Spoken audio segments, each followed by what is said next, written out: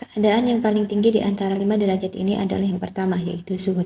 Di belakang itu masih ada derajat yang lebih tinggi lagi, yaitu ada atau tidak adanya harta sama saja. Jika mendapatkan harta, maka dia tidak senang dan tidak merasa terganggu. Jika tidak ada harta, sebagaimana yang kami riwayatkan dari Aisyah, bahwa dia pernah mendapatkan harta sebanyak 2 karung, maka pada hari itu pula dia membagi-bagikan semua harta yang ada di tangannya. Setelah semua habis dibagi, pembantunya bertanya, apakah engkau tidak bisa membeli daging seharga 1 dirham untuk kita makan dari apa yang engkau bagi-bagikan itu? Aisyah menjawab, andaikan saja engkau tadi mengingatkan aku, tentu aku akan melakukannya. Siapa yang keadaannya seperti ini, maka dunia dengan segala gemerlapnya yang ada di tangannya, tidak membuat dirinya dalam bahaya, sebab dia sadar bahwa harta itu ada dalam simpanan Allah dan bukan di tangannya.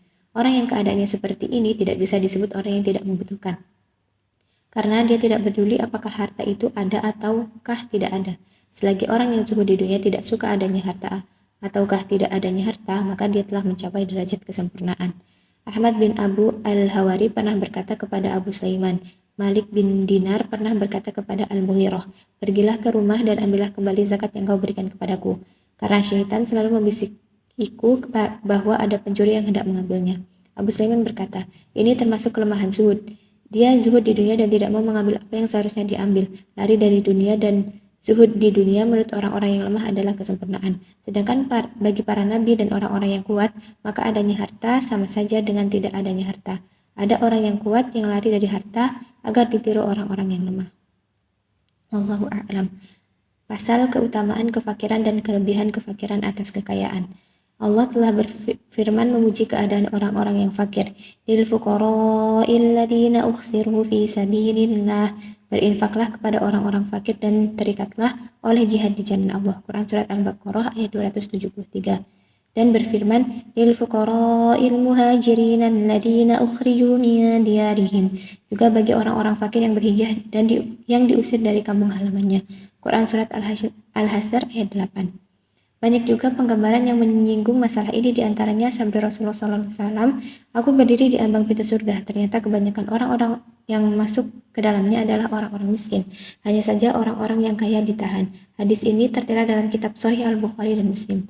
Dari hadis Abu Hurairah radhiyallahu anhu bahwa Nabi SAW bersabda, ya Allah, jadikanlah rezeki keluarga Muhammad hanya sekedar makanan pokoknya. Dari hadis Aisyah radhiyallahu anha, dia berkata, keluarga Muhammad tidak pernah kenyang semenjak tiba di Madinah, karena makan makanan daratan selama 3 hari berturut-turut hingga beliau meninggal dunia.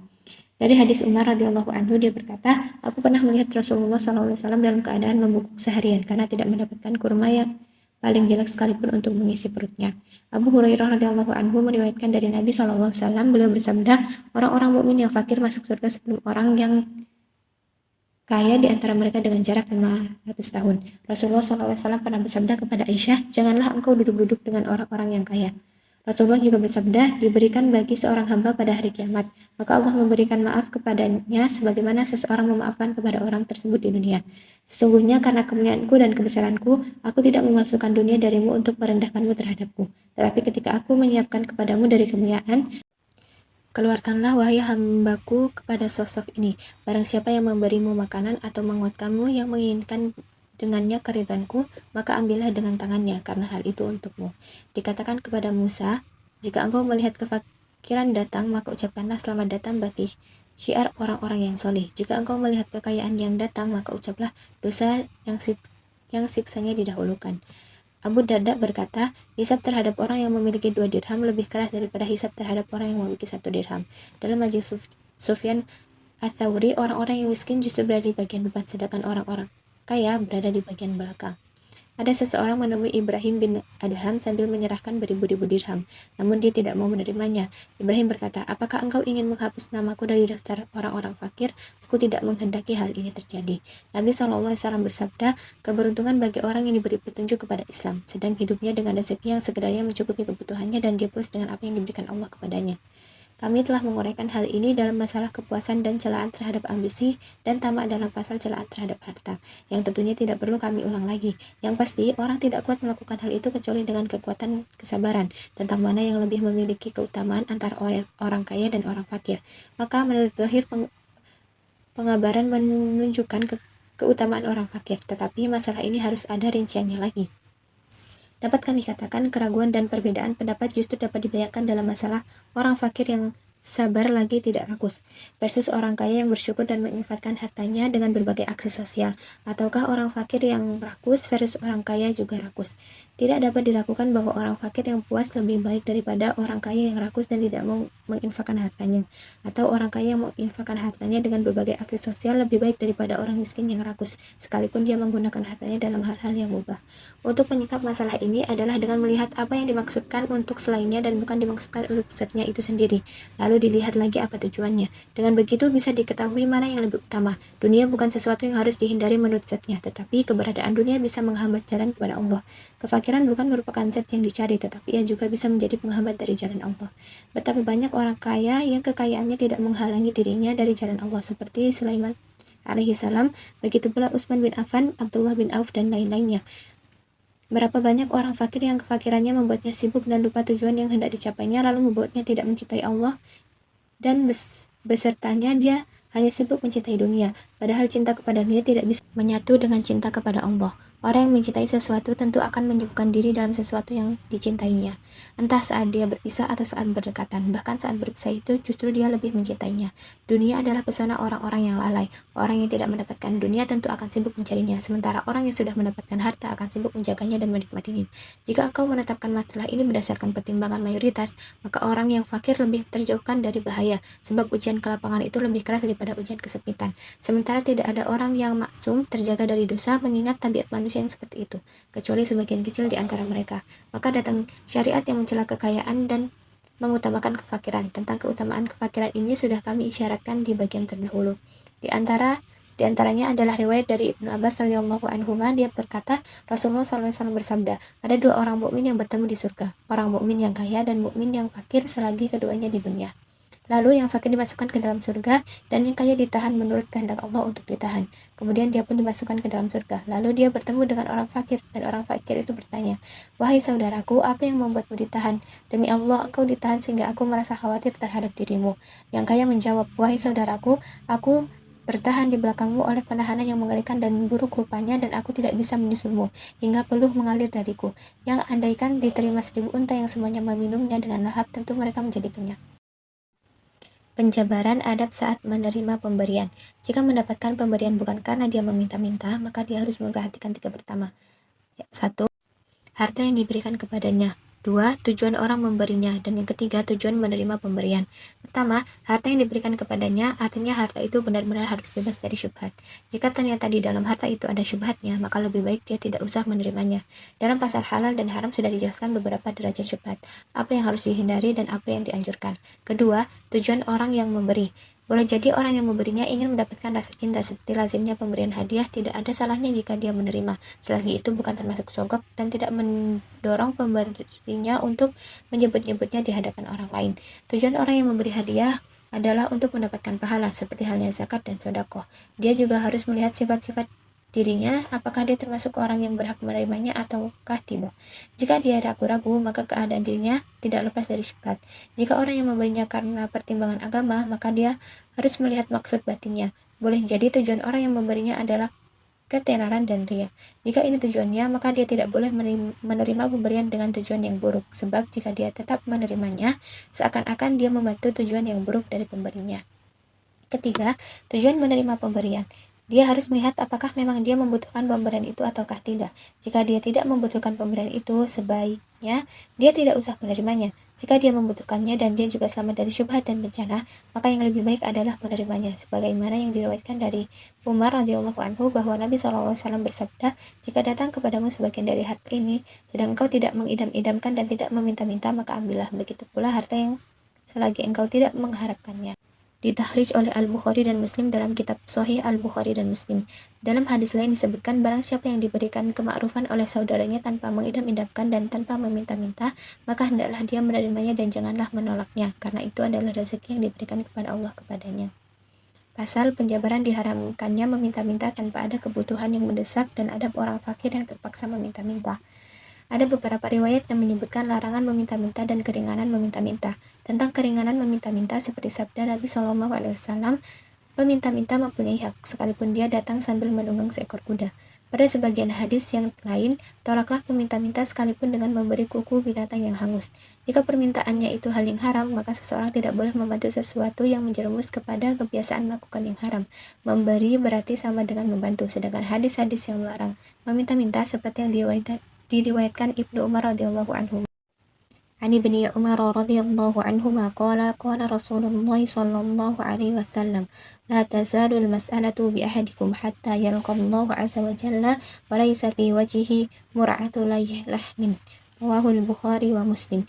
Dari Ibnu Umar dia berkata, Rasulullah SAW bersabda, salah seorang di antara kalian senantiasa meminta-minta hingga dia bersua Allah Azza wa Jalla sedang di mukanya tidak ada segumpal daging pun. Dikeluarkan oleh Al-Bukhari dan Muslim dalam As-Sahihain. Beliau juga pernah menyebutkan tentang menahan diri agar tidak meminta-minta. Lalu beliau bersabda, tangan di atas lebih baik daripada tangan di bawah. Tangan di atas artinya memberi, sedangkan tangan di bawah artinya yang minta-minta. Dalam hadis Ibnu Mas'ud radhiyallahu anhu bahwa Rasulullah SAW bersabda, siapa yang meminta-minta padahal dia mempunyai apa yang memenuhi kebutuhannya, maka perbuatan itu akan datang pada hari kiamat sebagai lalat atau cakar di mukanya. Sampai akhir hadis ini hasan dan hadis yang semakna sangat banyak sekali. Jelasnya bahwa pada dasarnya meminta-minta itu adalah haram, sebab meminta-minta itu tidak lepas dari 3 perkara. Pertama, keluh kesah. Yang kedua, menghinakan diri sendiri, padahal tidak selayaknya orang mukmin menghinakan diri sendiri. Yang ketiga, biasanya disertai cacian terhadap orang yang dimintai. Meminta-minta diperbolehkan jika dalam keadaan mendesak dan ada kebutuhan yang sangat penting atau mendekati keadaan itu. Sedangkan orang yang terpaksa adalah seperti orang yang lapar yang meminta-minta, karena dia mengkhawatirkan keadaan dirinya yang bisa jatuh sakit atau bahkan mati. Atau orang yang tidak memiliki pakaian, lalu dia meminta-minta untuk mendapatkan pakaian yang dapat menutupi auratnya. Adapun orang yang membutuhkan suatu kebutuhan yang cukup penting adalah seperti orang yang harus memiliki jubah dan tidak mempunyai baju dalam yang harus dia kenakan pada waktu musim dingin. Karena keadaannya tersebut, dia merasa tersiksa dan tidak kuat dengan hawa dingin. Begitu pula dengan orang yang jalannya tertatih-tatih, dia boleh meminta-minta agar boleh menyewa kendaraan. Tetapi yang lebih baik adalah tidak perlu meminta-minta. Siapa yang hanya memiliki roti dan dia membutuhkan lauk, maka dia boleh meminta-minta. Seyogyanya dalam gambaran meminta-minta yang seperti ini harus disertai rasa syukur kepada Allah dan tidak perlu meminta-minta yang seakan-akan dia benar-benar sangat membutuhkan. Dia bisa berkata, sebenarnya aku tidak memerlukan apa yang hendak kumiliki, tetapi jiwakulah yang menuntutku begini. Dengan begitu dia tidak menunjukkan keluhannya kepada Allah. Seyogyanya dia meminta kepada ayahnya, kerabatnya, atau temannya sendiri sehingga tidak mengusik kehormatan dirinya atau kepada orang yang dermawan yang sudah menyiapkan hartanya untuk didermakan. Jika dia meminta harta dari orang yang memberinya karena rasa malu, sebaiknya dia tidak perlu menerimanya dan bahkan lebih baik mengembalikannya lagi. Orang yang fakir tidak boleh meminta-minta kecuali menurut kadar kebutuhannya, seperti rumah yang bisa ditempati, pakaian yang menutupi badan, atau makanan yang meluruskan tulang punggungnya. Yang juga harus dipertimbangkan dalam masalah ini adalah jangka waktu dan tidak boleh meminta-minta sebagai suatu kesenangan. Jika dia tahu bahwa ada seseorang yang dapat dimintanya setiap hari, maka dia tidak boleh meminta-minta lebih dari kebutuhan makannya sehari semalam. Jika dia khawatir tidak mendapatkan orang yang memberinya atau dia khawatir tidak sanggup meminta-minta, maka dia boleh meminta-minta lebih dari kebutuhan sehari semalam. Secara global, dia tidak boleh meminta-minta melebihi kebutuhannya selama setahun. Berdasarkan hal inilah, ada hadis yang diriwayatkan tentang harta yang senilai 50 dirham, yang dengan 50 dirham ini dapat mencukupi kebutuhan selama setahun untuk satu orang dan dengan cara yang sederhana. Tetapi bagi orang yang mempunyai tanggungan tentu saja tidak mencukupi. Penjabaran mengenai keadaan orang-orang fakir yang meminta-minta. Menurut Bishr al-Hafi, orang-orang fakir itu ada 3 macam. 1. Orang fakir yang tidak meminta-minta, ketika diberi tidak mau menerima. Ini termasuk golongan spiritualis. 2. Orang fakir yang tidak meminta-minta, namun ketika diberi dia mau menerimanya. Ini termasuk golongan orang-orang yang masuk surga. 3. Orang fakir yang meminta-minta jika mempunyai suatu kebutuhan.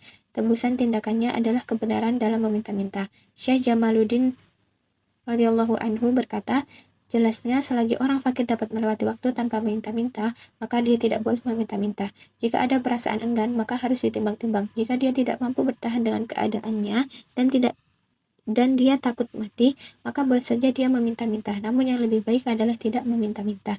Jika dia benar-benar tidak sanggup menghadapi keadaannya, maka dia harus meminta-minta. Sufyan Ats-Tsauri berkata, siapa yang kelaparan dan tidak mau meminta-minta, maka dia masuk neraka. Bagian kedua, hakikat, keutamaan, derajat, dan pembagian-pembagian zuhud. Zuhud di dunia merupakan salah satu kedudukan yang mulia bagi as-solihin, orang-orang yang meniti jalan kepada Allah. Zuhud merupakan ungkapan tentang mengalihkan keinginan dari sesuatu kepada sesuatu yang lebih baik lagi. Syarat dari apa yang dialihkan itu adalah sesuatu yang disenangi, seberapapun porsinya. Siapa yang mengalihkan sesuatu yang disenanginya dan tidak dituntutnya, maka dia tidak disebut orang zuhud. Seperti orang yang meninggalkan kesenangan kepada debu tidak bisa disebut orang yang zuhud. Sebagaimana tradisi yang telah berlaku, istilah orang zuhud dikhususkan bagi orang yang meninggikan keduniaan. Siapa yang zuhud dalam segala sesuatu selain Allah, maka dia adalah orang zuhud yang sempurna. Siapa yang zuhud di dunia dan mengharapkan surga dan kenikmatannya, dia juga disebut sebagai orang zuhud. Tapi derajatnya berbeda dengan orang yang pertama. Ketahuilah bahwa zuhud itu bukan sekadar meninggalkan harta, menghinakannya sebagai sesuatu yang dihamparkan dan dapat dijadikan kekuatan serta sesuatu yang melenakan hati. Tetapi zuhud adalah meninggalkan keduniaan, karena tahu kehinaannya jika dibandingkan dengan ketinggian nilai akhirat. Siapa yang menyadari bahwa dunia ini laksana es yang mencair dan akhirat itu laksana batu walam yang awet, tentu keinginannya semakin kuat untuk melepas yang pertama dan ditukar dengan yang kedua. Hal ini telah ditunjukkan dalam firman Allah, "Qul mata'ud dunya qalil wal akhiratu khairul liman ittaqo." Katakanlah, kesenangan di dunia ini hanyalah sebentar dan akhirat itu lebih baik untuk orang-orang yang bertakwa. Quran surat An-Nisa ayat 77. Ma indakum yanfadu wa ma indallahi baq. Dan yang ada di sisi kalian akan lenyap dan apa yang ada di sisi Allah adalah kekal. Quran surat An-Nahl ayat 96. Di antara keutamaan zuhud, maka Allah telah berfirman, وَلَا تَمُودَنَّ عَيْنَيْكَ إِلَّا مَا مَتَّعْنَا بِهِ أَزْوَاجًا مِّنْهُمْ زَهْرَةَ الْحَيَاةِ الدُّنْيَا لِنَفْتِنَهُمْ فِيهِ. Dan janganlah kamu tunjukkan kepada kedua matamu kepada apa yang telah kami berikan kepada golongan-golongan dari mereka, sebagai bukti kehidupan dunia untuk kami cobai mereka dengannya. Quran surat Toha ayat 131. Nabi SAW bersabda, barang siapa yang hasratnya adalah dunia, maka Allah akan mencerai-beraikan urusannya, membuatnya takut terhadap harta kekayaannya, menjadikan kefakiran tampak di depan matanya, dan sebagian dari keduniaan tidak datang kepadanya, melainkan orang yang sudah ditetapkan baginya. Barang siapa yang hasratnya adalah akhirat, maka Allah menghimpun hasratnya, menjaga hartanya, menjadikan kekayaan ada di dalam hatinya, dan dunia datang kepadanya dalam keadaan yang hina. Alasan berkata, manusia dihimpun pada hari kiamat dalam keadaan telanjang, kecuali orang-orang yang zuhud. Sesungguhnya ada orang-orang yang dihormati dunia, lalu mereka disalib di papan kayu, sehingga mereka menjadi hina karenanya. Maka tenanglah hati kalian jika kalian dihinakan hanya karena perkara dunia. Al-Fudail berkata, semua kejahatan itu diletakkan di dalam sebuah rumah. Kunci rumah itu dijadikan pada kecintaan terhadap dunia. Semua kebaikan itu diletakkan di dalam sebuah rumah, dan kuncinya dijadikan pada zuhud di dunia. Di antara orang salaf, ada yang berkata, zuhud di dunia itu bisa menenangkan hati dan badan, sedangkan kesenangan kepada dunia memperbanyak kekhawatiran dan kesedihan. Pasal derajat zuhud dan pembagian-pembagiannya. Derajat-derajat zuhud dibedakan menjadi beberapa macam. Derajat pertama, di antara manusia ada yang zuhud di dunia sekalipun sebenarnya dia masih ada kesenangan terhadap dunia, namun dia tetap berusaha untuk zuhud. Orang semacam ini dinamakan mutazahid, yaitu merupakan langkah awal untuk zuhud. Derajat kedua, zuhud terhadap sesuatu yang sunnah tetapi tidak sampai membadi dirinya dalam mencapainya. Dia tetap merasa bahwa hal tersebut adalah bentuk kezuhudan yang mesti diperhatikan. Hampir saja dia takjub terhadap dirinya sendiri dan melihat bahwa dirinya telah meninggalkan sesuatu yang memiliki kadar di mana ia lebih tinggi kadarnya darinya. Seperti orang yang meninggalkan dirham untuk mendapatkan 2 dirham, ini juga kekurangan. Derajat ketiga, inilah zuhud tertinggi. Seseorang zuhud pada sesuatu dan tidak terlihat bahwa dia meninggalkan sesuatu, karena dia mengetahui bahwa dunia bukanlah apa-apa. Ia bagaikan seseorang yang meninggalkan sesuatu yang terbakar dan mengambil permata dan tidak melihatnya memiliki nilai. Dunia itu adalah tambahan menuju kenikmatan akhirat, lebih baik daripada sesuatu yang terbakar selain kepada permata. Inilah zuhud yang paripurna. Perumpamaannya adalah seperti orang yang meninggalkan dunia dan orang yang mencegah seekor anjing yang ada pada pintu seseorang penguasa. Dia menawarkan sepotong roti dengan cara mendekati anjing tersebut. Apakah kamu melihatnya ketika penguasa itu melihat kekuasaan yang ada pada dirinya dengan cara memberikan sepotong roti kepada anjingnya ketika berpapasan dengannya? Syaitan itu ibarat seekor anjing pada pintu Allah Azza wa Jalla, mencegah manusia untuk memasukinya, padahal pintu tersebut terbuka dan tirainya terangkat. Sedangkan dunia ibarat sepotong roti. Maka siapapun yang meninggalkannya guna mendapatkan kemuliaan dari seorang penguasa, berarti bagaimana mungkin ia menoleh kepadanya? Kemudian jika ia menisbatkan kepadanya, dia Dia memaknai apa yang menyelamatkan setiap individu darinya.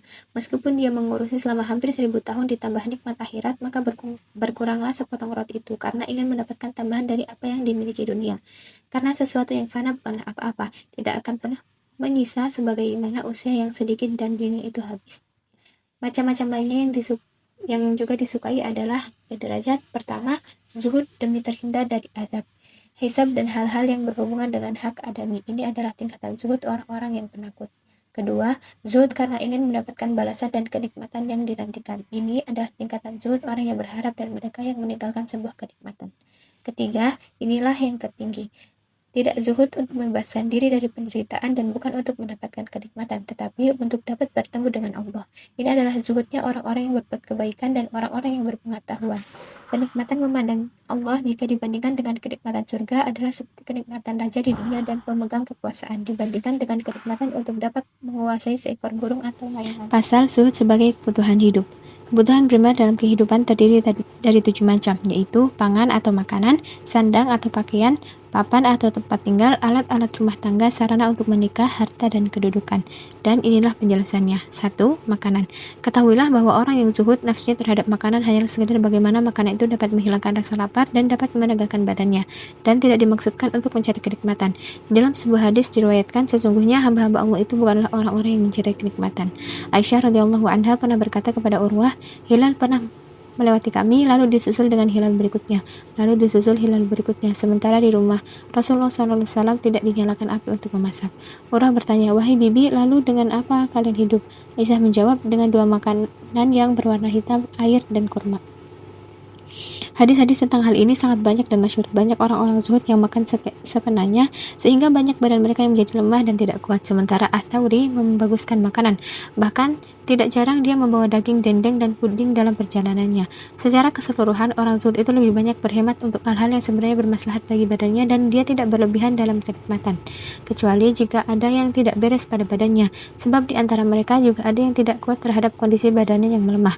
Di antara manusia ada yang berbekal makanan-makanan yang halal untuk menguatkan badannya, dan hal ini tidak dianggap sebagai sesuatu yang mengeluarkannya dari lingkup zuhud. Di antara mereka ada yang khusus bekerja pada hari Sabtu sambil untuk menguatkan badannya. Daud At-Tai mendapat warisan 20 dinar, lalu dia membelanjakannya selama 20 tahun. 2. Pakaian. Orang zuhud mencukupkan diri dengan pakaian yang bisa melindungi badannya dari serangan hawa dingin dan panas serta menutupi aurat.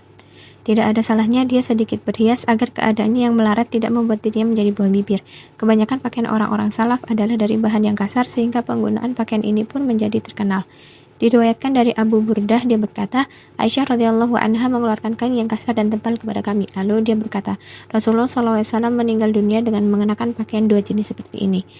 Dari Al-Hasan, dia berkata, Umar bin Khattab radhiyallahu anhu berpidato selagi dia sudah menjadi khalifah, sambil mengenakan mantel yang ada 10 tambalannya.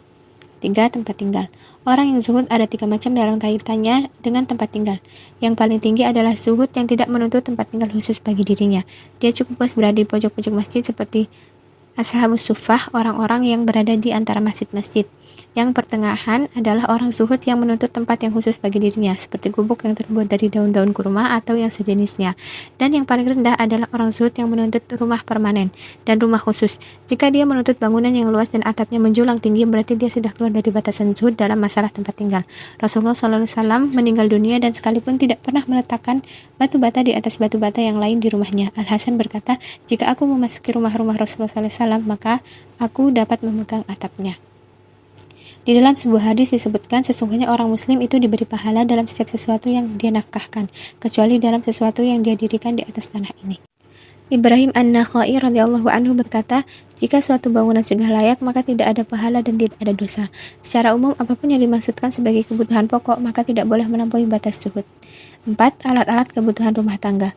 Orang zuhud harus membatasi diri pada tembikar, menggunakan 1 bejana, makan dalam 1 piring dan minum dalam 1 piring itu pula. Siapa saja yang memiliki banyak alat-alat rumah dan tinggi nilainya, maka dia keluar dari batasan zuhud. Hendaklah dia melihat sirah Rasulullah SAW. Di dalam Sahih Muslim disebutkan dari hadis Umar bin Khattab radhiyallahu anhu bahwasanya dia berkata, aku masuk ke tempat Rasulullah SAW yang sedang berbaring di atas sebuah tikar, hingga tikar itu membekas di perut beliau. Aku pun melihat ke lemari beliau, dan aku melihat ada tepung gandum yang banyaknya antara sekepal hingga 1 sok. Di dalam riwayat Al-Bukhari disebutkan, demi Allah, aku tidak melihat sesuatu pun yang menghalangi pandangan mata. Hadis ini masyhur dalam kitab Sahih Al-Bukhari dan Muslim.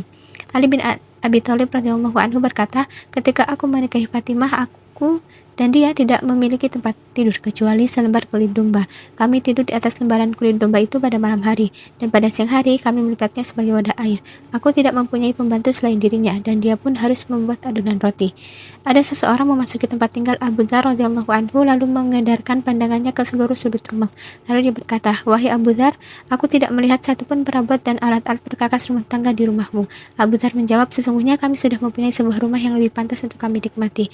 Orang itu berkata, tetapi selagi engkau masih berada di tempat ini, maka engkau harus memilih alat perkakas rumah tangga. Abu Dzar berkata, pemilik rumah ini tidak memberi alat-alat perkakas rumah tangga di dalamnya. 5. Sarana pernikahan. Zuhud tidak akan bermakna jika seseorang tidak ada keinginan untuk menikah sama sekali. Begitu pula tentang berapapun banyaknya jumlah istri yang dimiliki. Sahal bin Abdullah berkata, Rasulullah SAW dibuat sangat mencintai wanita atau para istrinya. Ali bin Abi Thalib adalah sahabat yang paling zuhud, sekalipun begitu ia mempunyai 4 istri dan belasan wanita tawanan.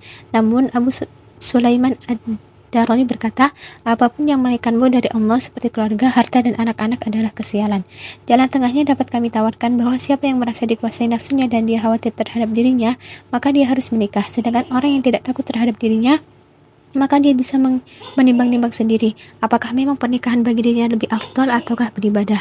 Dalam hal ini pun para ulama saling berbeda pendapat. Manusia pun berbeda-beda tujuannya. Di antara mereka ada yang tujuan pernikahannya untuk mendapatkan keturunan dan dapat mendorongnya untuk mencari penghasilan dari yang halal bagi keluarga. Hal ini tidak mengotori agamanya dan tidak pula merusak hatinya. Bahkan dengan pernikahan itu bisa menghimpun hasratnya, menundukkan pandangan matanya, menolak pikiran yang tidak senonoh dan lain-lainnya yang sebenarnya bertujuan untuk keutamaan. Dia harus membawa keadaan Rasulullah SAW, keadaan Ali radhiyallahu anhu, dan siapapun yang seperti keduanya. Tidak perlu memandang perkataan orang yang melihat zuhud harus meninggalkan pernikahan, karena pernikahan itu bisa menghantarkan kepada apa yang dimaksudkan. Sebagian salaf ada yang memilih wanita tidak terlalu cantik, agar kecenderungannya kepada agama lebih banyak. Nafkah baginya lebih sedikit dan perhatian terhadap urusannya lebih mudah. Berbeda dengan wanita cantik yang bisa mengacaukan hati, menyibukkan, dan ingin memberi nafkah yang lebih banyak. Padahal boleh jadi dia tidak memiliki nafkah yang banyak. Malik bin Dinar berkata, salah seorang di antara kalian ada yang sengaja mencari wanita yang cantik. Lalu wanita itu berkata, aku ingin pakaian wol, karena itu agamanya pun menjadi rontok. 6. Harta. Harta adalah sangat penting dalam kehidupan ini. Orang zuhud saat membatasi diri dalam masalah harta agar tidak terlalu menyita waktu. Namun begitu, banyak orang-orang soleh yang juga aktif berdagang dan sekaligus menjaga kehormatan dirinya dari hal-hal yang hina. Hamad bin Salamah selalu membuka kiosnya. Jika dia sudah mendapatkan 2 jenis biji-bijian, maka dia menutup kiosnya. Said bin Al-Musayyab berdagang minyak dan meninggalkan 400 dinar. Dia berkata, aku meninggalnya untuk menjaga kehormatanku dan agamaku. 7. Kedudukan. Setiap manusia harus mempunyai kedudukan, sekalipun hanya di hati pembantunya. Kesibukan orang zuhud dalam zuhudnya tentu akan mendatangkan kedudukan tersendiri di dalam hati. Karena itu, dia harus waspada dari kejahatannya secara keseluruhan. Banyak kebutuhan penting yang harus sekedar bagian dari dunia. Banyak di antara orang-orang salaf yang diberi harta yang melimpah, namun mereka berkata, kami tidak mau mengambilnya karena takut akan merusak agama kami. Pasal tanda-tanda zuhud. Ada anggapan bahwa siapa yang meninggalkan harta adalah orang zuhud, padahal tidak begitu yang sebenarnya. Meninggalkan harta dan menampakkan kemelaratan terlalu mudah dilakukan orang yang ingin dipuji sebagai orang zuhud. Betapa banyak pendeta yang hanya berkutat di dalam biara dan makan sedikit, yang ternyata mereka hanya ingin dipuji-puji. Zuhud harus menghindari harta dan kedudukan secara bersama-sama, agar zuhud bisa menjadi sempurna di dalam jiwa. Untuk mengetahui ciri zuhud, yang pertama adalah bentuknya. Ibnu Mubarak berkata, zuhud yang paling utama adalah menyembunyikan kezuhudannya. Untuk itu harus memperhatikan 3 perkara dalam hal ini. 1. Tidak boleh menampakkan kegembiraan dengan apa yang ada atau dimilikinya, dan tidak boleh menampakkan kesedihan karena yang tidak ada atau hilang, sebagaimana firman Allah, "Likai la ta'sau 'ala ma fatakum wa la tafrahu bima atakum." Kami jelaskan yang demikian itu supaya kalian jangan berduka cita terhadap apa yang luput dari kalian, dan supaya kalian jangan terlalu gembira terhadap apa yang diberikannya kepadamu. Quran Surat Al-Hadid ayat 23. Yang kedua, baginya sama posisi orang yang memuji dan mencelanya. Ini merupakan tanda zuhud dalam kaitannya dengan kedudukan. 3. Kebersamaan hanya dengan Allah. Biasanya di dalam hatinya diselimuti rasa nikmat karena ketaatan. Sedangkan cinta kepada dunia dan cinta kepada Allah yang bersemayam di dalam hati, maka ini ibarat air dan udara di dalam kuali. Jika air dimasukkan ke dalamnya, maka udaranya akan keluar. Keduanya tidak akan bisa berkumpul. Sebagian orang salaf ditanya, kepada apa mereka memaksudkan zuhud? Dia menjawab, agar bisa bersama Allah. Yahya bin Mu'adz berkata, dunia ini laksana pengantin wanita. Siapa yang mencari dan menemukannya, maka ia akan lengket dengannya. Sedangkan orang zuhud adalah yang melumuri wajahnya dengan kotoran, mencabut rambutnya dan membakar pakaiannya. Orang yang berilmu adalah yang menyibukkan diri bersama Allah. Inilah yang bisa kami uraikan tentang hakikat zuhud dan hukum-hukumnya. Karena zuhud tidak bisa menjadi sempurna kecuali dengan tawakal. Maka berikut ini akan kami jelaskan tentang tawakal. 5. Kitab Tauhid dan Tawakal. Penjabaran keutamaan tawakal. Allah berfirman, wa 'alallahi falyatawakkalul mu'minun. Karena itu hendaklah karena Allah saja orang-orang mukmin bertawakal. Quran surat Ali Imran ayat 122. Dan berfirman, wa may yatawakkal 'alallahi fahuwa hasbuh. Dan barang siapa yang bertawakal kepada Allah, niscaya Allah akan mencukupkan keperluannya. Quran surat At-Tolak ayat 3. Dalam sebuah hadis, Nabi SAW menyebutkan bahwa di antara umatnya ada 70.000 orang yang masuk surga tanpa hisab. Beliau bersabda, itu mereka yang tidak meminta dikai atau sundut besi panas, tidak meminta dicambi-cambi atau rukyah, tidak membuat ramalan yang buruk-buruk, dan kepada Rob mereka bertawakal. Ditakhrij oleh Al-Bukhari dan Muslim dalam kitab Sahih Al-Bukhari.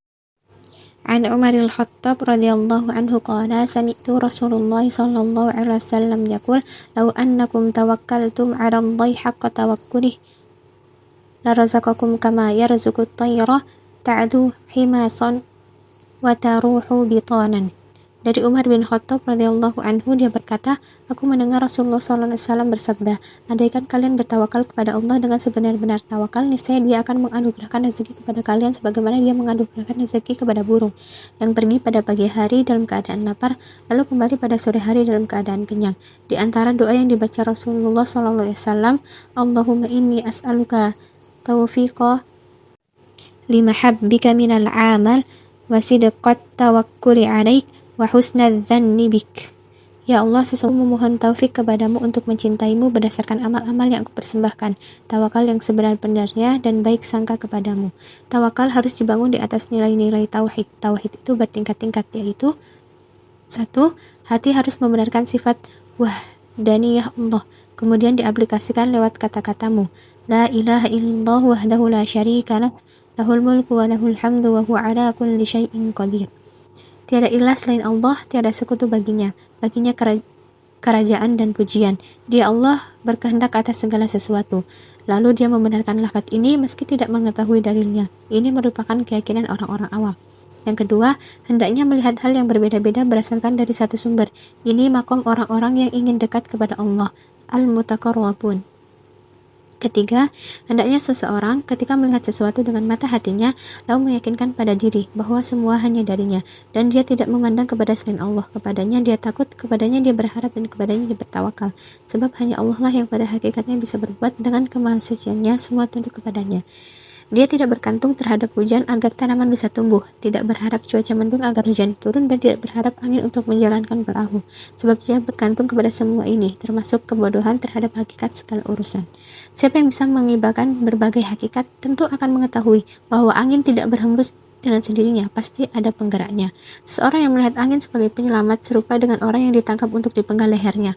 Lalu setelah dilaporkan kepada raja, ternyata raja memaafkan kesalahannya.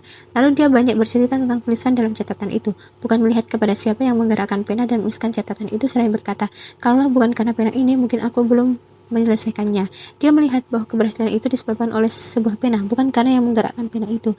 Ini benar-benar sebuah kebodohan. Siapa yang tahu bahwa pena tidak mampu memberi keputusan sendiri, tentu dia akan berterima kasih kepada orang yang telah menggunakan pena itu, bukan kepada penanya. Semua makhluk di dalam kekuasaan Sang Khalik lebih nyata daripada sekadar pena di tangan orang yang menggunakannya. Maha suci Engkau, wahai yang menciptakan segala sebab dan berkuasa berbuat apapun menurut kehendaknya. Pasal keadaan-keadaan tawakal. Tawakal itu berasal dari pecahan kata wakalata atau perwakilan. Dikatakan wakala fulanun amrohu ila fulanin, yakni fulan menyerahkan urusannya kepada fulan dan bersandar kepadanya dalam urusan itu. Tawakal merupakan ungkapan tentang penyerahan hati kepada yang diwakilkan. Manusia belum dikatakan bertawakal kepada selainnya kecuali jika dia telah bersandar kepadanya dalam beberapa hal, yaitu dalam masalah simpati, kekuatan, dan petunjuk. Jika engkau sudah mengetahui hal ini, maka bangkitlah dengan tawakal kepada Allah. Jika hatimu sudah merasa mantap bahwa tidak ada yang bisa berbuat kecuali Allah semata, jika engkau sudah yakin bahwa ilmu, kekuasaan, dan rahmatnya sempurna, di belakang kekuasaannya tidak ada kekuasaan lain, di belakang ilmunya tidak ada ilmu lain, di belakang rahmatnya tidak ada rahmat lain. Berarti hatimu sudah bertawakal hanya kepadanya semata dan tidak menengok kepada selainnya. Jika engkau tidak mendapatkan keadaan yang seperti ini dalam dirimu, maka ada satu di antara dua sebab, entah karena lemahnya keyakinan terhadap hal-hal ini, entah karena ketakutan hati yang disebabkan kegelisahan dan kebimbangan yang menguasainya. Hati menjadi gelisah, tak menentu karena adanya kebimbangan, sekalipun masih tetap ada keyakinan. Siapa yang menerima madu lalu dia membayangkan yang tidak tentang madu itu, tentu dia akan menolak untuk menerimanya. Jika seseorang dipaksa untuk tidur di samping mayat di liang kuburan atau di tempat tidur atau di dalam rumah, tabiat dirinya tentu akan menolak hal itu, sekalipun dia yakin bahwa mayat itu adalah sesuatu yang tidak bisa bergerak dan mati. Tetapi tabiat dirinya tidak membuatnya lari dari benda-benda mati lainnya. Yang demikian ini karena adanya ketakutan di dalam hati. Ini termasuk jenis kelemahan, dan jarang sekali orang yang terbebas darinya. Bahkan terkadang ketakutan ini berlebih-lebihan sehingga menimbulkan penyakit seperti takut berada di rumah sendirian sekalipun semua pintu sudah ditutup rapat-rapat. Jadi, tawakal tidak menjadi sempurna kecuali dengan disertai kekuatan hati dan kekuatan keyakinan secara menyeluruh. Jika engkau sudah tahu makna tawakal dan engkau sudah tahu keadaan yang disebut dengan tawakal, maka ketahuilah bahwa keadaan itu ada 3 tingkatan jika dilihat dari segi kekuatan dan kelemahannya. 1. Keadaannya benar-benar yakin terhadap penyerahannya kepada Allah dan pertolongannya, seperti keadaannya yang yakin terhadap orang yang dia tunjuk sebagai wakilnya. 2. Tingkatan ini lebih kuat lagi, yaitu keadaan bersama Allah seperti keadaan anak kecil bersama ibunya. Anak itu tidak melihat orang selain ibunya dan tidak akan mau bergabung dengan selain ibunya, serta tidak mau bersandar kecuali kepada ibunya sendiri. Jika dia menghadapi suatu masalah, maka yang pertama kali terlintas di dalam hatinya dan yang pertama kali terlontar dari lisannya adalah ucapan ibu. Siapa yang berpasrah kepada Allah, memandang dan bersandar kepadanya, maka keadaannya seperti keadaan anak kecil dengan ibunya. Jadi dia benar-benar pasrah kepadanya. Perbedaan tingkatan ini dengan tingkatan yang pertama, yaitu tingkatan yang kedua ini adalah orang yang bertawakal, yang tawakalnya murni dari tawakal yang lain, tidak menengok kepada selain yang ditawakali dan di hatinya tidak ada tempat untuk selainnya. Sedangkan yang pertama adalah orang yang bertawakal karena dipaksa dan karena mencari, tidak murni dari tawakalnya, yang berarti masih bisa bertawakal kepada yang lain. Tentu saja hal ini bisa mengalihkan pandangannya untuk tidak melihat satu-satunya yang mesti ditawakali. Ketiga, ini tingkatan yang paling tinggi, bahwa dia di hadapan Allah seperti mayit di tangan orang-orang yang memandikannya. Dia tidak berpisah dengan Allah, melainkan dia melihat dirinya seperti orang yang mati. Keadaannya seperti anak kecil yang hendak dipisahkan dengan ibunya. Lalu sifat itu pula dia akan bergenggam pada ujung baju ibunya. Keadaan-keadaan seperti ini memang ada pada diri manusia, hanya saja jarang yang bertahan terus. Terlebih lagi tingkatan yang ketiga. Pasal tindakan orang-orang yang tawakal.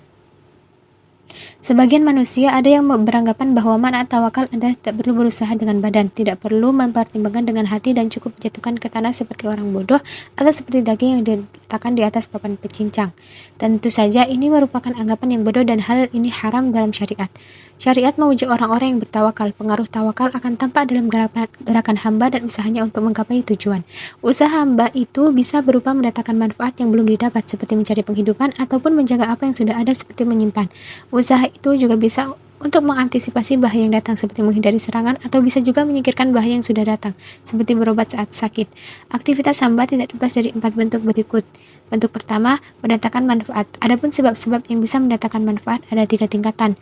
1. Sebab yang pasti, seperti sebab-sebab yang berhubungan dengan penyebab yang memang sudah ditakdirkan Allah dan berdasarkan kehendaknya, dengan suatu kaitan yang tidak mungkin ditolak dan disalahi. Misalnya, jika ada makanan di hadapanmu sementara engkau pun dalam keadaan lapar, lalu engkau tidak mau mengulurkan tangan ke makanan itu seraya berkata, "Aku orang yang tawakal." Syarat tawakal adalah meninggalkan usaha, sementara mengulurkan tangan ke makanan adalah usaha. Begitu pula mengunyah dan menelannya. Tentu saja ini merupakan ketololan yang nyata dan sama sekali bukan termasuk tawakal. Jika engkau menunggu Allah menciptakan rasa kenyang tanpa menyantap makanan sedikit pun, atau dia menundukkan makanan yang dapat bergerak sendiri ke mulutmu, atau dia menundukkan malaikat untuk mengunyah dan memasukkan ke dalam perutmu, berarti engkau adalah orang yang tidak tahu sunatullah. Begitu pula jika engkau tidak mau menanam, lalu engkau berharap agar Allah menciptakan tanaman tanpa menyemai benih, atau seorang istri dapat melahirkan tanpa berjima, maka semua itu adalah harapan yang konyol. Tawakal dalam kedudukan ini bukan dengan meninggalkan amal, tetapi tawakal adalah dengan ilmu dan melihat keadaan. Maksudnya dengan ilmu, hendaknya engkau mengetahui bahwa Allah lah yang menciptakan makanan, tangan, berbagai sebab, kekuatan untuk bergerak, dan dialah yang memberimu makan dan minum. Maksud mengetahui keadaan hendaknya hati dan penyadaranmu hanya kepada karunia Allah, bukan karena tangan dan makanan. Karena boleh jadi tanganmu menjadi lumpuh sehingga engkau tidak bisa bergerak, atau boleh jadi Allah menjadikan orang lain merebut makananmu. Jadi mengulurkan tangan ke makanan tidak menafikan tawakal. 2. Sebab-sebab yang tidak meyakinkan, tetapi biasanya penyebabnya tidak berasal dari yang lain yang sudah bisa diantisipasi.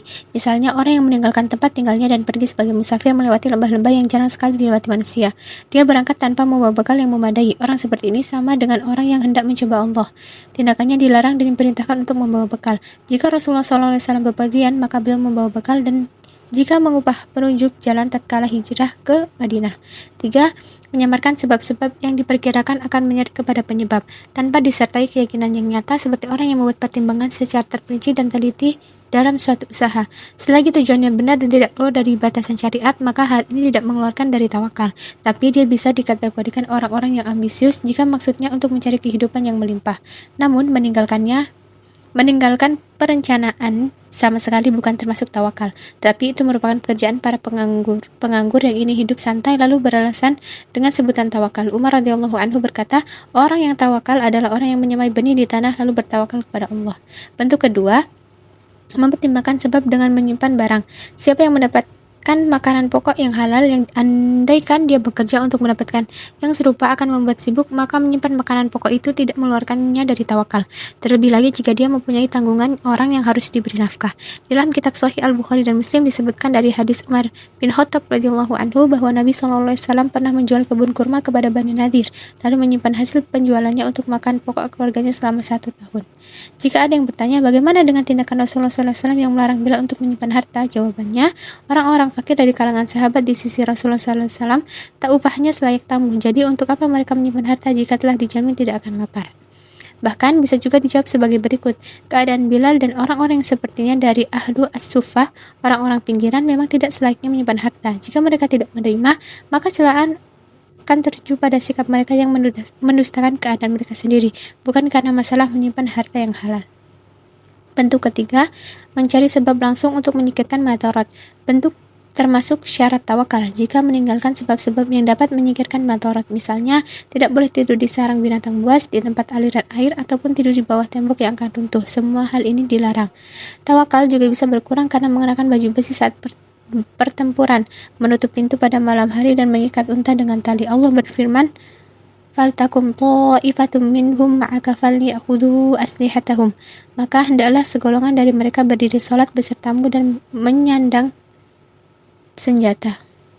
Quran Surat An-Nisa ayat 102. Ada seorang laki-laki datang menemui Rasulullah SAW lalu berkata, wahai Rasulullah, apakah aku harus mengikat untaku dan bertawakal, ataukah aku melepasnya dan bertawakal? Rasulullah SAW menjawab, ikatlah dan bertawakallah.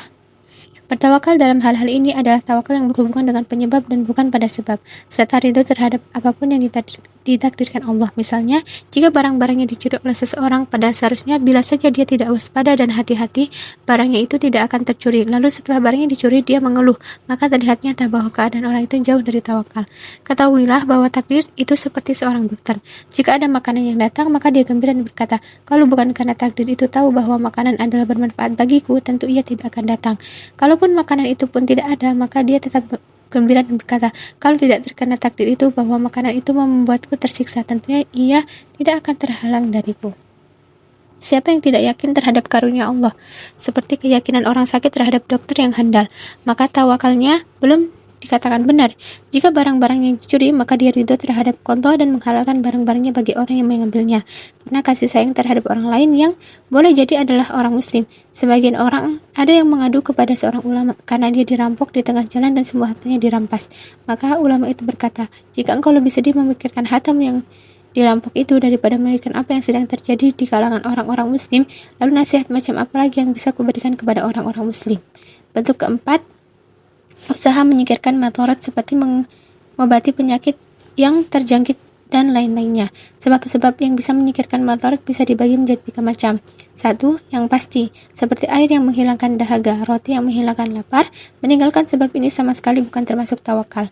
Yang dua, yang disangkakan, seperti operasi, berbekam, minum urus-urus, dan lain-lainnya. Hal ini juga tidak mengurangi makna tawakal. Rasulullah SAW pernah berobat dan menganjurkan untuk berobat. Banyak orang-orang muslim juga melakukannya. Namun ada pula di antara mereka yang tidak mau berobat karena alasan tawakal. Sebagaimana yang diriwayatkan dari Abu Bakar As-Siddiq radhiyallahu anhu, tatkala dia ditanya, "Bagaimana jika kami memanggilkan tabib untuk mengobatimu?" Dia menjawab, "Tabib sudah melihatku." "Apa katanya?" tanya orang itu. Abu Bakar menjawab, "Katanya aku dapat berbuat apapun yang ku kehendaki." Al-Musannif radhiyallahu anhu berkata, yang perlu kami tegaskan bahwa berobat adalah lebih baik. Keadaan Abu Bakar itu bisa ditafsiri bahwa sebenarnya dia sudah berobat dan tidak mau berobat lagi karena sudah yakin dengan obat yang diterimanya, atau mungkin dia sudah merasa ajalnya yang sudah dekat, yang dia tangkap dari tanda-tanda tertentu. Yang juga perlu diketahui bahwa berbagai macam obat telah dihamparkan Allah di bumi ini. 3. Sebabnya hanya sekedar kira-kira, seperti menyundut dengan api. Hal ini termasuk sesuatu yang keluar dari tawakal, sebab Rasulullah SAW mensifati orang-orang yang bertawakal sebagai orang-orang yang tidak suka menyundut dengan api. Sebagian ulama ada yang menakwili bahwa yang dimaksudkan menyundut dalam sabda beliau tidak menyundut dengan api adalah cara yang biasa dilakukan semasa jahiliyah, yaitu orang-orang biasa menyundut dengan api dan membaca lafaz-lafaz tertentu selagi dalam keadaan sehat agar tidak jatuh sakit. Sesungguhnya Nabi SAW tidak membaca ruqyah kecuali setelah ada penyakit yang terjangkit, sebab beliau juga pernah menyundut Sa'ad bin Zararah radhiyallahu anhu. Sedangkan mengeluh sakit termasuk tindakan yang mengeluarkan dari tawakal. Orang-orang salaf sangat membenci rintihan orang yang sakit karena rintihan itu menerjemahkan keluhan. Al-Fudail berkata, "Aku suka sakit jika tidak ada yang menjengukku." Seorang pernah bertanya kepada Imam Ahmad, "Bagaimana keadaanmu?" Imam Ahmad menjawab, "Baik-baik." "Apakah semalam engkau demam?" tanya orang itu. Imam Ahmad berkata, "Jika sudah kukatakan kepadamu bahwa aku dalam keadaan baik, janganlah engkau mendorongku kepada sesuatu yang kubenci." Jika orang sakit menyebutkan apa yang dirasakan kepada tabib, maka hal itu diperbolehkan. Sebagian orang-orang salaf juga melakukan hal itu. Di antara mereka berkata, "Aku hanya sekadar mensifati kekuasaan Allah pada diriku." Jadinya seperti menyebutkan suatu nikmat sebagai rasa syukur atas penyakit itu, dan itu bukan merupakan keluhan. Kami meriwayatkan dari Nabi SAW, beliau bersabda, "Aku sakit demam seperti 2 orang di antara kalian yang sakit demam." Ini merupakan akhir dari pembahasan tentang tawakal. Kitab Cinta, Kerinduan, Kebersamaan, dan Sikap Ridho. Ketahuilah bahwa mahabbatullah adalah puncak tujuan dari berbagai macam kedudukan. Setelah mengetahui cinta ini, tidak ada lagi kedudukan lain kecuali hasil yang akan dipetiknya dan rasa yang menyertainya seperti kerinduan, rasa senang, dan sikap ridho. Sedangkan sebelum hadirnya cinta ini, tidak ada kedudukan kecuali hal-hal yang mengawali rasa cinta seperti taubat, sabar, zuhud, dan lainnya. Ketahuilah bahwa umat Islam sepakat jika mahabbatullah dan mahabbati Rasul merupakan kewajiban. Di antara dalil yang menjadi saksi tentang cinta ini adalah firman Allah, "Allah biqaumin yuhibbuhum wa yuhibbunah." Allah mencintai mereka dan mereka pun mencintainya. Quran Surat Al-Maidah ayat 54. Dalam firman-Nya, "Walladzina amanu asyaddu hubban lillah." Dan orang-orang yang beriman lebih cinta kepada Allah. Quran Surat Al-Baqarah ayat 165. Ini merupakan dalil yang menguatkan cinta kepada Allah dan timbal balik dalam cinta itu. Dalam hadis sahih disebutkan bahwa ada seorang laki-laki bertanya tentang hari kiamat kepada Rasulullah SAW. Beliau ganti bertanya, "Apa yang engkau persiapkan untuk menghadapinya?"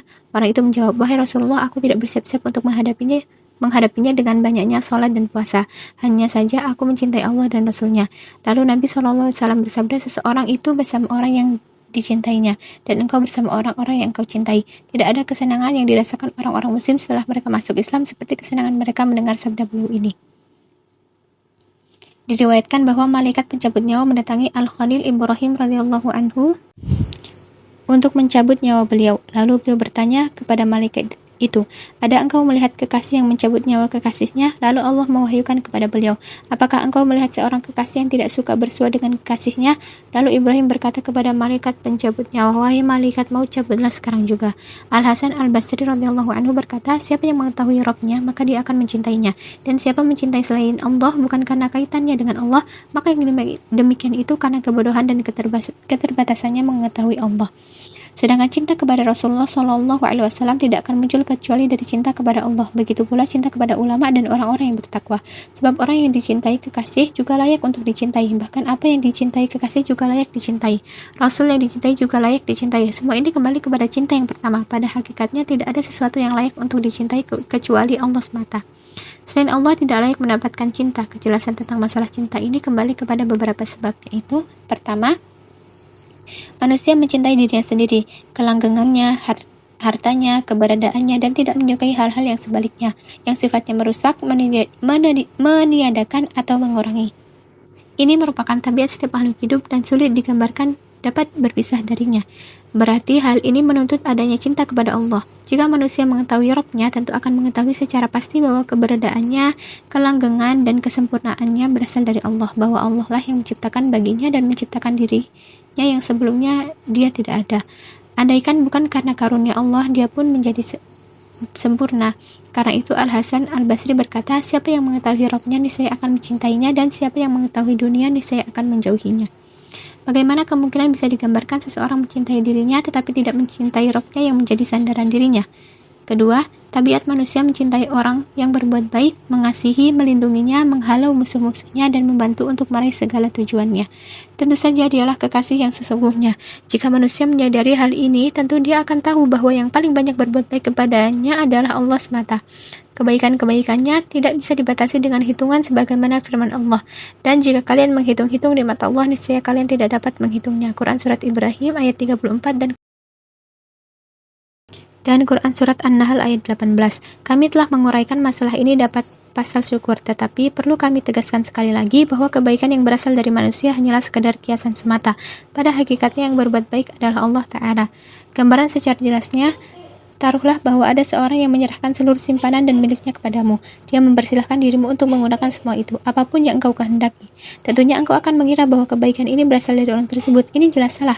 Kebaikan orang itu terjadi berkat limpahan harta Allah, berkat kekuasaan Allah terhadap harta itu, dan berkat dorongan Allah untuk memberikan seluruh hartanya. Siapa yang membuat orang itu mencintaimu, memilih dirimu, dan membuatnya berpikir bahwa kebaikan agama dan dunianya adalah dengan cara berbuat baik kepadamu. Andaikan tidak ada semua ini, tentu orang itu tidak akan menyerahkan hartanya kepadamu, seakan-akan dia dipaksa untuk menyerahkan harta kepadamu dan dia tidak bisa mengelaknya. Jadi yang berbuat baik adalah yang telah memaksa orang itu menyerahkan seluruh miliknya kepadamu. Dia tidak ubahnya pemegang kunci gudang raja yang diperintahkan untuk memberikan sesuatu kepada seseorang. Pemegang kunci itu tentu tidak dilihat sebagai orang yang berbuat baik, karena dia hanya sekadar ditugasi atau dipaksa untuk taat kepada raja. Andaikan raja membiarkannya, tentu dia tidak bisa berbuat apa-apa. Begitu pula setiap orang yang berbuat baik. Andaikan Allah membiarkan dirinya, tentu dia tidak akan mengeluarkan sesuatu. Karena itu orang yang memiliki ma'rifah tidak boleh mencintai kecuali kepada Allah semata. Karena kebaikan mustahil datang dari selain Allah. Ketiga, menurut tabiat manusia, orang memang dasarnya baik. Bisa saja menjadi orang yang dicintai sekaligus kebaikannya tidak sampai kepada dirimu.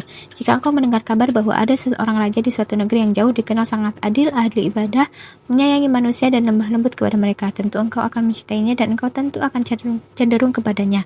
Yang demikian ini pun menuntut cinta kepada Allah, bahkan menuntut untuk tidak mencintai selain Allah kecuali jika dikaitkan dengan sebab. Allah lah yang berbuat baik kepada segala sesuatu secara keseluruhan, dengan cara menciptakan dan menyempurnakan semuanya, dari yang kecil hingga yang besar, berupa nikmat yang terbilang jumlahnya, sebagaimana firman-Nya, "Wa in ta'udu ni'matallahi la tuhsuha." Dan jika kalian menghitung-hitung nikmat Allah, niscaya kalian tak dapat menentukan jumlahnya. Quran Surat Ibrahim ayat 34 dan Quran Surat An-Nahl ayat 18. Lalu bagaimana mungkin selain Allah disebut orang yang berbuat baik? Padahal kebaikan orang yang berbuat baik itu berasal dari sekian banyak kebaikan kekuasaannya. Siapa yang mengetahui hal ini, dia tidak akan mencintai kecuali selain Allah semata. Dapat kami katakan, setiap orang yang memiliki ilmu atau kekuasaan atau terhindar sifat-sifat yang tercela, maka orang itu layak untuk dicintai. Sifat para shodiqin yang dicintai manusia kembali kepada pengetahuan mereka tentang Allah, malaikat, kitab-kitab, rasul-rasul, syariat-syariat nabinya, kemampuan mereka membenahi diri mereka, dan usaha mereka dalam menjauhi segala kehinaan dan keburukan. Karena sifat-sifat seperti ini pula para nabi dicintai. Jika sifat-sifat ini dinisbatkan kepada sifat-sifat Allah, tentu terlalu kecil bila dibandingkan dengan sifat-sifatnya. Adapun tentang ilmu, maka ilmu orang-orang terdahulu dan ilmu orang-orang yang kemudian semuanya berasal dari ilmu Allah yang meliputi segala sesuatu. Tidak ada sesuatu pun di langit dan di bumi meski seberat atom yang lolos dari ilmu Allah. Kemudian Allah berseru kepada semua makhluk, "Wa ma utitum minal ilmi illa qalilan." Dan tidaklah ilmu yang diberikan kepada kalian melainkan hanya sedikit. Quran Surat Al-Isra ayat 84. Andaikan seluruh penghuni langit dan bumi berhimpun untuk menyamai ilmu dan hikmah Allah dalam merinci penciptaan seekor semut atau nyamuk, tentu mereka tidak akan sanggup melakukannya dan sekali-kali tidak akan bisa meliputi seperti ilmunya, sebab kekuasaan yang dimiliki manusia tentang suatu ilmu itu sangat terbatas. Berkat pengajaran Allah, kelebihan ilmu Allah atas ilmu seluruh makhluk sudah keluar dari batasan. Karena ilmu Allah tidak ada batas akhirnya. Tentang kekuasaan juga merupakan sifat kesempurnaan. Jika kekuasaan seluruh makhluk dinisbatkan kepada kekuasaan Allah, kau mendapatkan orang yang paling perkasa, paling luas wilayah kekuasaannya, paling hebat kekuasaannya, paling mampu mengatur dirinya sendiri dan orang lain. Kekuasaannya tercermin dalam sifat-sifat dirinya dan kemampuannya melewati segala rintangan. Toh tetap saja tidak mampu mengatur madarat dan manfaat bagi dirinya sendiri, tidak mampu mengatur mati, hidup dan tempat kembalinya, bahkan tidak sanggup menjaga matanya dari kebutaan, tidak mampu menjaga lisannya dari kekeluhan, tidak mampu menjaga telinga dari ketulian, tidak mampu menjaga badannya dari penyakit, terlebih lagi menjaga satu biji atom yang ada di berbagai makhluk. Dia tidak memiliki kekuasaan untuk mengatur dirinya sendiri dan orang lain. Jika kekuasaan itu tidak berasal dari dirinya sendiri, tetapi Allah lah yang menciptakan dirinya dan menciptakan kekuasaan serta menciptakan sebab-sebab yang melatar belakangi semua itu. Andaikan Allah menjadikan seekor nyamuk berkuasa, tentu dia sanggup mematikan raja yang paling berkuasa, yang paling kuat sekalipun. Seorang hamba tidak memiliki kekuasaan apapun berkat Tuannya. Allah telah berfirman tentang hak penguasaan bumi yang paling agung, yaitu Zulkarnain. Inna makkanna lahu fil ardi wa atainahu min kulli syai'in sababa. Sesungguhnya kami telah memberi kekuasaan kepadanya di muka bumi, dan kami telah memberikan kepadanya jalan untuk mencapai segala sesuatu. Quran Surat Al-Kahfi ayat 84. Semua kerajaan dan kekuasaan tidak mungkin terjadi kecuali karena anugerah Allah. Ubun-ubun seluruh makhluk ada di tangan Allah dan kekuasaannya. Jika Allah membinasakan mereka semua, tak ada sedikit pun dari kerajaan dan kekuasaan yang berkurang. Andaikan Allah menciptakan 1000 kali lebih banyak dari jumlah makhluk yang ada, hal ini tidak akan memberatinya. Tidak ada yang berkuasa kecuali Dia. Miliknya segala kesempurnaan, keagungan, kebesaran, dan kekuasaan. Jika digambarkan bahwa engkau mencintai seseorang yang berkuasa karena kesempurnaan kekuasaan, keagungan, dan ilmunya, tentunya yang lain tidak layak untuk mendapatkan cinta itu. Sementara tidak bisa digambarkan bahwa kesempurnaan, kesucian melainkan hanya milik Allah semata. Dialah satu-satunya penguasa yang tidak ada tandingannya dan tidak ada yang menyamainya.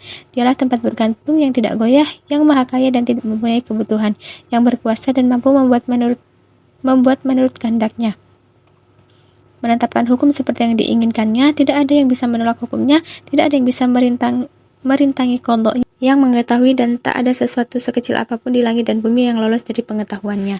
Kesempurnaan ma'rifah al-arifin, orang-orang yang memiliki ma'rifah adalah mengetahui kelemahan ma'rifahnya. Allah lah yang layak mendapatkan cinta yang sejati.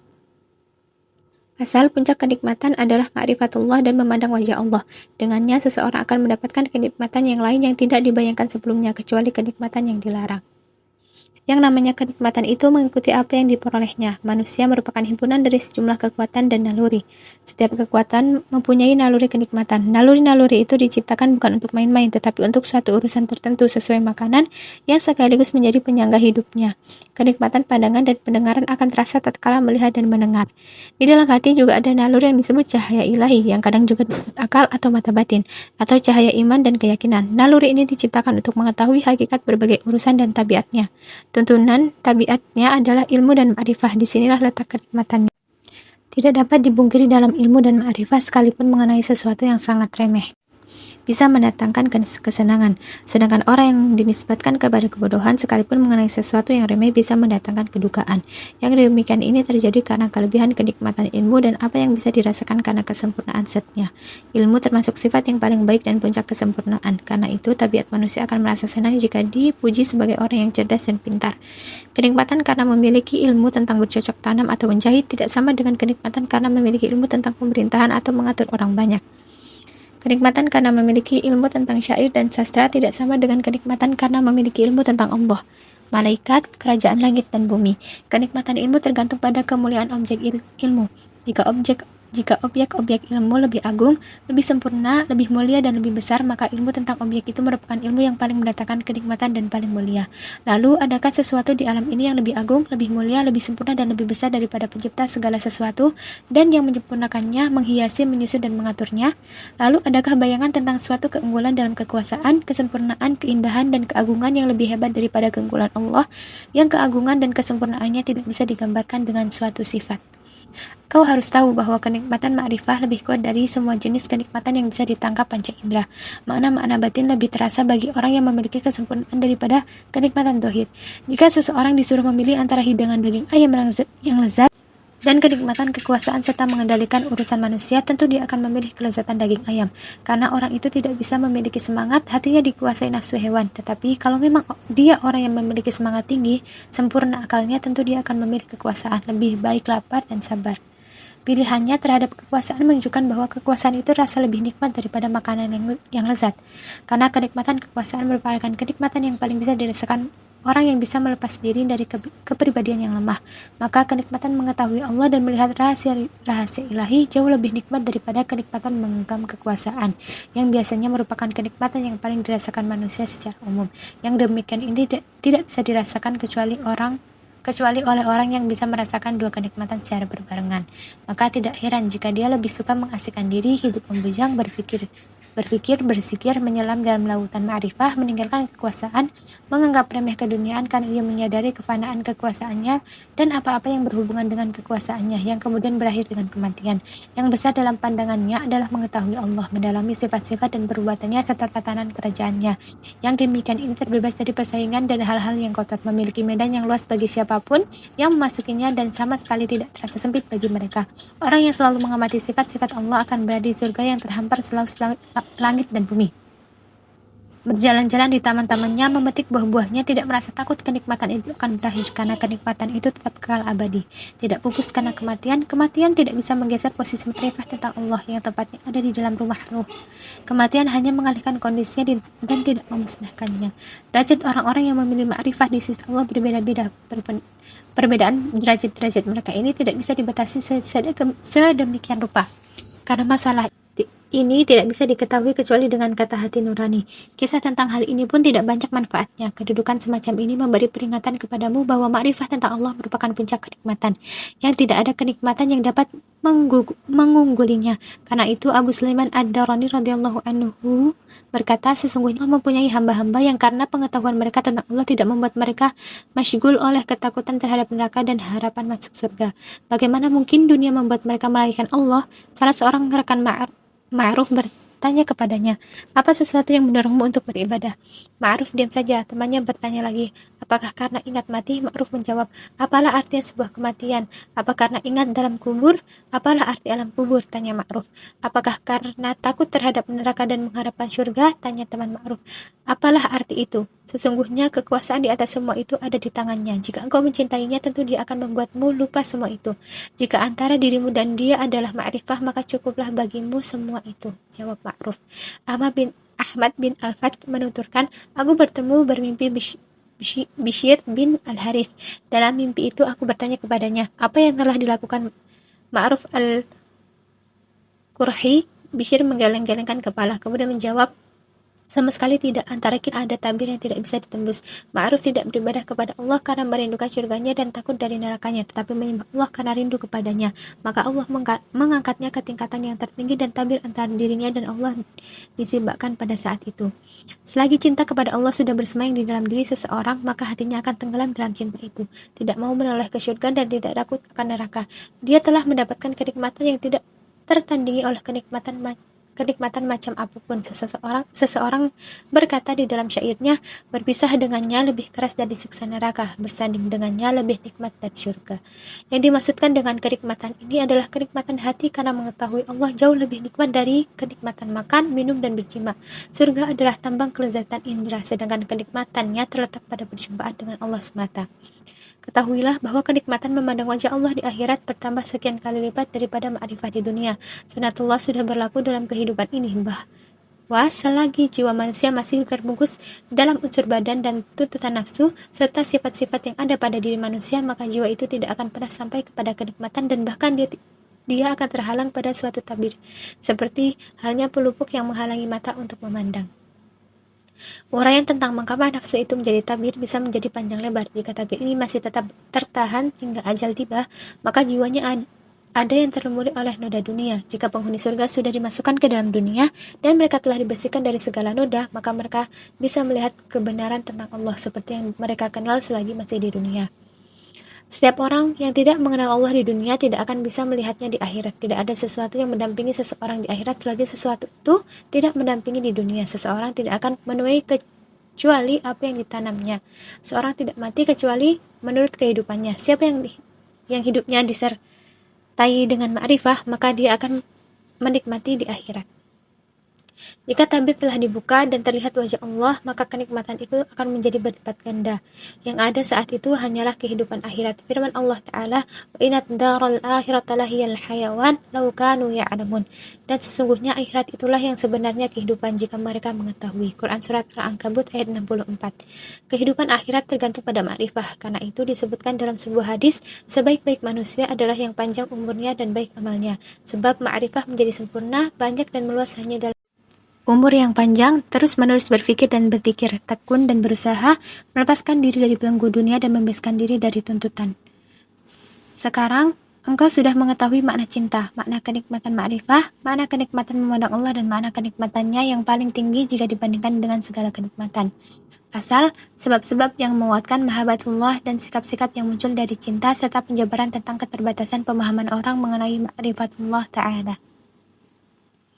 Ketahuilah bahwa orang yang paling berbahagia dan yang paling baik keadaannya di akhirat adalah yang paling besar cintanya kepada Allah. Makna akhirat adalah kembali kepada Allah dan meraih kebahagiaan bersua dengannya. Betapa besar kenikmatan seseorang yang dimabuk cinta jika dia datang menghampiri kekasihnya setelah sekian lama memendam rindu, lalu memandanginya sepuas hati tanpa ada sesuatu pun yang mengganggunya. Kenikmatan ini tergantung pada porsi cinta. Selagi cinta semakin besar, maka kenikmatan itu pun terasa semakin nikmat. Dasar cinta tidak lepas dari mukmin, sebab dia tidak lepas dari dasar ma'rifah. Sedangkan cinta yang kuat dan dominan jarang yang memilikinya. Cinta yang kuat hanya bisa diraih dengan dua sebab, yaitu 1. Memotong segala belenggu cinta dan mengeluarkan cinta kepada selain Allah dari hati. Salah satu sebab kelemahan cintanya adalah kekuatan cinta kepada dunia. Seberapa jauh kebersamaan hati dengan dunia, maka sejauh itu pula kebersamaannya dengan Allah semakin berkurang. Dunia dan akhirat merupakan dua pesaing. Cara untuk memotong dunia dari hati adalah dengan meniti jalan zuhud dan jalan sabar, mengikat keduanya dengan tali ketakutan dan harapan, serta dengan berbagai kondisi seperti taubat, sabar, syukur, zuhud, takut, dan lain-lainnya.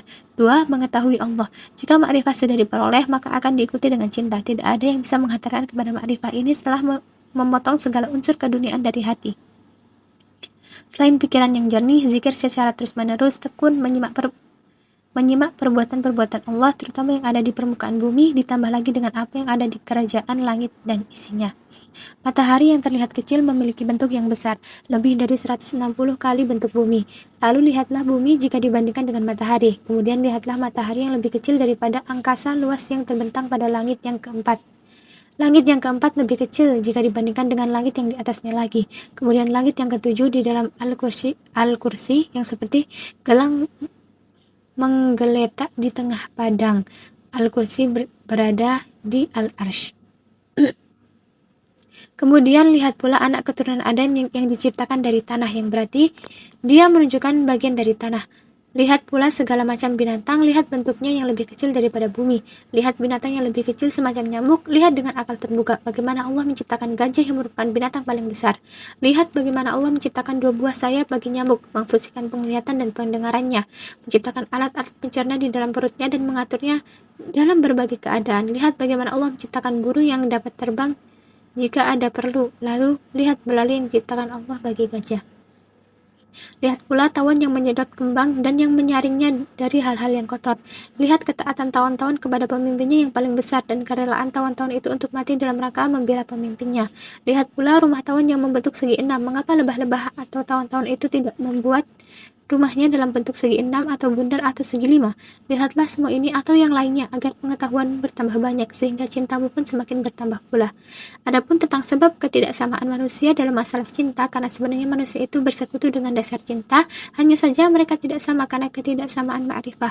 Banyak di antara mereka yang tidak memiliki ma'rifah tentang Allah. Selain dari sifat dan nama-nama yang sudah terlalu sering mereka dengar, orang yang pandai dan memiliki ma'rifah akan memperlihatkan detail ciptaan Allah sehingga dia dapat melihat apa yang membuat akalnya terpesona, sehingga keagungan Allah semakin tertanam di dalam hatinya dan cintanya kepada Allah semakin banyak.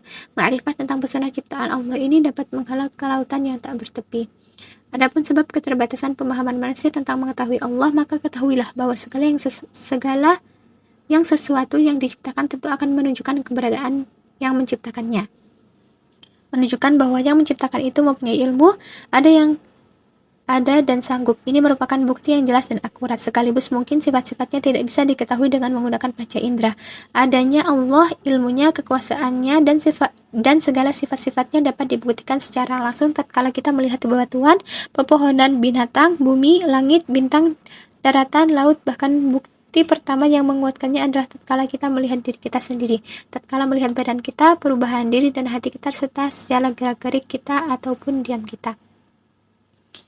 Seluruh apa yang ada di alam ini merupakan bukti langsung dan bukti akurat tentang keberadaan pencipta, pengatur, dan penggeraknya, sekaligus menunjukkan ilmunya, kekuasaannya, kehidupan, kasih sayang, hikmah, keagungan, dan kebesarannya.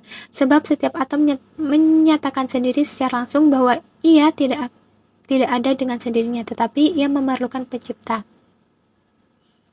Hanya saja akal kita yang dinisbatkan kepada pengetahuan tentang keberadaan ilahi sama seperti kelelawar yang dinisbatkan dengan sinar siang hari. Pada malam hari pun sebenarnya pandangan mata kelelawar itu sudah lemah, dan pada siang hari sama sekali tidak bisa memandang. Jika tidak bisa memandang pada siang hari, itu bukan karena tidak memiliki pandangan, tapi karena kuatnya sinar pada siang hari sehingga pandangan kelelawar itu sangat lemah. Kita pun lemah untuk mengetahui keberadaan ilahi Maha Suci Allah yang ditabiri dengan cahayanya dan tidak bisa dilihat pandangan mata. Inilah yang menyebabkan keterbatasan pemahaman untuk mengetahui Allah. Hal ini tambah lagi karena indera yang bisa mempersaksikan Allah. Ada pula manusia tatkala dia masih bayi dan sebelum akalnya terbentuk, sedikit demi sedikit naluri akalnya muncul, lalu dia tenggelam dalam hasrat dan sibuk dengannya. Dia terus hidup bersama inderanya itu, tetapi lama-kelamaan fungsinya semakin lepas dari hati karena sudah terbiasa dengannya. Begitu pula jika secara tiba-tiba manusia melihat lawan yang aneh atau salah satu perbuatan Allah yang aneh dan keluar dari tradisi, tentu lisannya akan berkata subhanallah, subhanallah. Sepanjang hari dia akan melihat dirinya, melihat anggota tubuhnya, melihat berbagai binatang yang ada di sekitarnya. Semuanya merupakan bukti akurat, namun dia tidak merasakan semua itu sebagai bukti karena dia sudah akrab dengan semua itu. Taruhlah bahwa ada seseorang sejak bayi hingga dewasa dalam keadaan buta, lalu tiba-tiba saja dia bisa melihat setelah dewasa dan berakal, dapat melihat langit dan bumi, pepohonan, binatang, dan segala sesuatu. Tentu akalnya akan semakin terkuak, karena ketakjubannya melihat semua benda yang ada di hadapannya dan kesaksian semua itu tentang penciptanya. Contoh semacam ini dan lain-lainnya merupakan sebab yang mendorong seseorang tenggelam dalam nafsu, sehingga menghalangnya untuk mendapatkan cahaya ma'rifah dan berenang di lautannya yang luas. Pasal makna kerinduan berjumpa Allah Ta'ala. Di bagian atas sudah kami jelaskan mengenai cinta dan kekuatan cinta yang disertai dengan bukti-buktinya. Kerinduan adalah salah satu dari buah cinta itu. Sesungguhnya siapa yang mencintai sesuatu tentu merasa rindu kepadanya. Ketahuilah bahwa kerinduan itu sulit dibayangkan kecuali dengan melihat wajah atau tanpa melihatnya. Namun bila tidak melihat wajahnya sama sekali, tentu tidak ada kerinduan. Kesempurnaan semacam ini hanya ada di akhirat. Ketahuilah bahwa masalah-masalah ilahi itu tidak ada kesudahannya. Setiap hamba hanya bisa menyingkap sebagian kecil di antaranya, dan masalah-masalah yang lain tetap tak ada kesudahannya. Tapi orang yang memiliki ma'rifah mengetahui keberadaan masalah-masalah ilahi itu, dan tentu saja Allah juga mengetahuinya. Seorang hamba juga menyadari bahwa sesuatu yang ada di luar jangkauan ilmunya sangat banyak. Seorang hamba akan selalu rindu untuk menggapai dasar ma'rifah. Kerinduannya akan berhenti di akhirat yang ditandai dengan melihat wajah Allah yang kenikmatannya tidak pernah terbesit dalam hati yang sedang dimabuk kasmaran seperti halnya di dunia. Ibrahim bin Adham termasuk orang-orang yang selalu dirundung rindu. Suatu hari dia berkata, "Ya Robbi, jika engkau memberikan kepada seseorang yang mencintaimu sesuatu yang membuat hatinya merasa damai sebelum berjumpa denganmu, maka berikan juga yang seperti itu kepadaku. Sesungguhnya aku benar-benar tersiksa oleh keresahan hati." Dia menceritakan, "Suatu malam aku bermimpi berjumpa Allah yang berfirman, 'Wahai Ibrahim, apakah engkau tidak merasa malu kepadaku? Karena kamu minta agar aku memberikan kepadamu sesuatu yang bisa menjadikan hatimu damai sebelum bertemu denganku. Apakah hati orang yang dirundung rindu kasmaran bisa menjadi damai sebelum berjumpa kekasihnya?' Aku berkata, "Ya Robbi, aku tidak peduli dalam mencintaimu sehingga aku tidak tahu apa yang harus kukatakan." Kerinduan semacam ini hanya bisa mereda setelah di akhirat, sedangkan selain itu yang diketahui Allah, maka tidak ada jangkauannya, tidak ada kejelasan dan tidak bisa diketahui oleh seorang hamba, apalagi jika dia disibukkan dengan kesenangan-kesenangan yang nampak, kenikmatan dan kelezatan saling melengkapi hingga muncul kerinduan terhadap apa yang ada di balik kenikmatan itu. Gambaran seperti ini termasuk bagian dari cahaya mata hati yang bisa menyibak hakikat kerinduan dan makna-maknanya.